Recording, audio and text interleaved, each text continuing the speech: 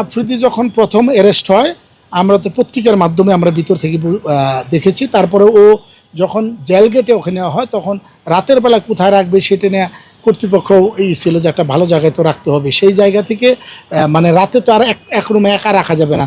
তখন তাকে জিজ্ঞাসা করছি তুমি কার পরিচিত কেউ আছে কিনা, তখন সে একটা নামই বলছে সিদ্দিকুর রহমান।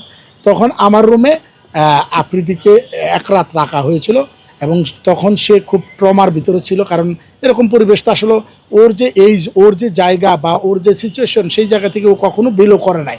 যেহেতু আল্লাহ উত্তম পরিকল্পনাকারী ওকে নিয়েছে সেই জায়গায় সারা রাত আমি যখন তাহাজ্জুদের নামাজ পড়ি তখনও দেখেছি ছেলেটা বারবার উঠে আসতেছিল এবং তাকে সেখানে যতটুকু আমার সাধ্যে, আমার যেহেতু মিডিয়া কর্মী, আমার যেহেতু মিডিয়ার পরিবারের সন্তান, আমাদেরই সন্তান, আমি তাকে সেখানে খাবারের রাতের ব্যবস্থা করেছি। পরের দিন আলোচনা করে তাকে তার একটা রুম সেটেল করে দিয়ে সেখানে তার এই যে লোকদেরকে দিয়েছি তাকে স্বাভাবিক করার জন্য। আসলে ও তো আমার অনেক পরে গিয়েছে, আমি যেহেতু তখন ওই জেলখানা থেকে খাপ খাইয়ে নিয়েছি।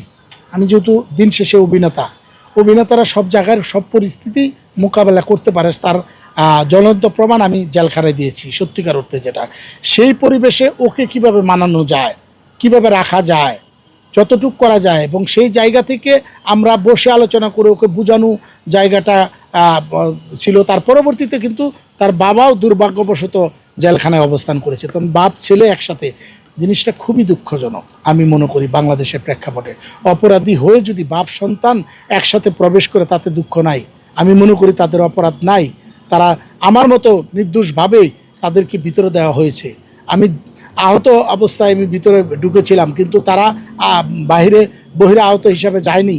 তারপরেও আমি বলি যে এটা আমরা কখনো কাম্য করি না, শুধু আফ্রিদির বাবার জীবনে নয়, সারা বাংলাদেশের নির্দোষ মানুষগুলো যেন জেলের ভিতরে এইভাবে না যায়। আমি তার কয়েকদিনের যে অ্যাক্টিভিটিস দেখেছি সে আসলে প্রচণ্ড আকারে আপসেট ছিল যে আমরা বাংলাদেশেতে আমরা এমন কিছু করি নাই, বড় তালিকাভুক্ত অপরাধী না যে আমরা আসলেই ওখানে থাকব।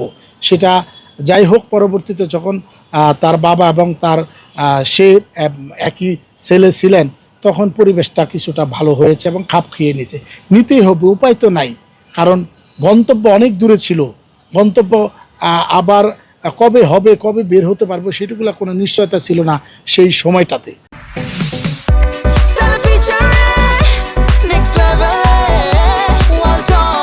Side by side fridge.